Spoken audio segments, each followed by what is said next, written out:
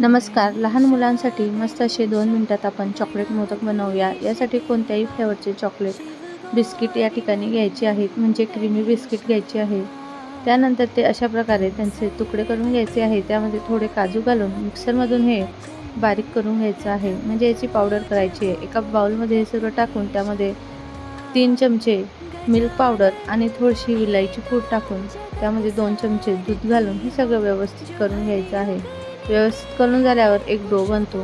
त्यानंतर मोदकचा साचा घेऊन त्यामध्ये भरून घ्यायचं आहे आणि अशा प्रकारे मस्त असे आपले चॉकलेट फ्लेवरचे मोदक तयार होतात. नक्की करून बघा, खूप छान असे लागतात. अगदी 5 मिनिटात गॅसचा वापर न करता हे चॉकलेट मोदक तयार होतात.